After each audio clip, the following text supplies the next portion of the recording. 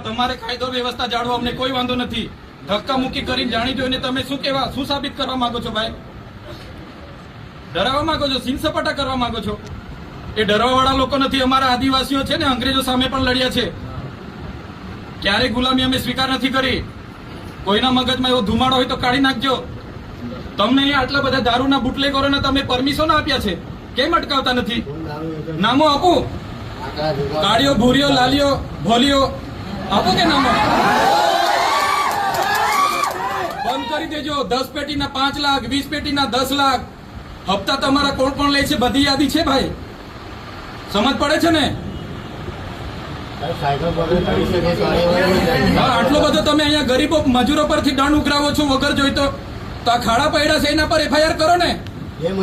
Licence નથી, RC નથી, વીમો નથી, એમ કરીને તમે દંડ 4-4 હજારના દંડ ફટકારો છો મજૂરિયાને. ખાડા પડ્યા છે અધિકારી પર ને કોન્ટ્રાક્ટર પર કેમ FIR નથી કરતા ભાઈ? એ તમારા ફરજમાં નથી આવતું.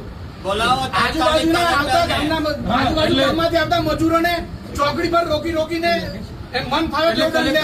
DDO શ્રીને અને નિયામક DRT ને 5 તાલુકાના TDO ને બોલાવો. ધારાસભ્ય સમેત બધી પ્રજા આવી છે. અમારે રજૂઆત કરવાની છે.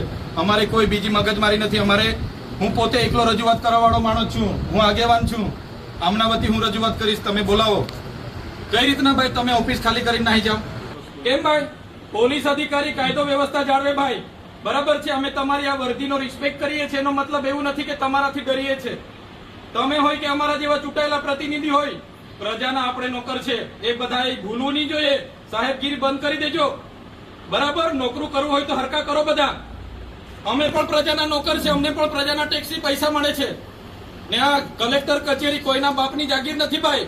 આ પ્રજાની સેવા માટેની ઓફિસ છે. કેમ આવા દેવામાં નથી આવતા અમને? આટલો મોટો ભ્રષ્ટાચાર થયો છે, કઈ નિરાકરણ આવ્યું છે? અહીંયા ધરણા પર બેઠા હતા બોર્ડની નીચે. શું થયું?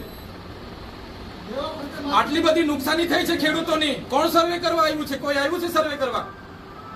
એટલે પોલીસ અધિકારીઓને મારી નમ્ર વિનંતી છે, અમે વેલ ગ્રેજ્યુએટ લોકો છે. અધિકારો માટે અમે લડીશું.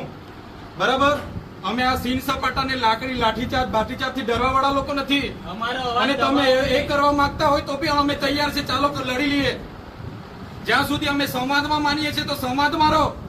કોઈના મગજમાં બીજો ધુમાડો હોય ને, તમારો બધાનો પગાર સરકાર પ્રજાના ટેક્સ થી આપે છે. કોઈના કમલમ માંથી પગાર નથી આવતો. કેમ ભાઈ સભ્ય નોંધણી અધિકારીઓ કરે છે? કોણે કીધું? કયો પરિપત્ર છે? બતાવો અમને. એટલા માટે કેમ છો અહીંયા collector Shri Narmada, DDO Shri Narmada, DRT નિયામક શ્રી અને 5 તાલુકાના TDO હશે તો જ અમે ખુલાસો આપીશું. અમે બધા પુરાવા લઈને આવ્યા છે. પુરાવા સમેત ખુલાસો અમે આપવા તૈયાર છે. બધા અધિકારીઓને અમને ખુલાસો જોઈએ. અહીં સુધી અમે જઈશું નહીં. 2 દિવસ રોકાવું પડશે તો રોકીશું.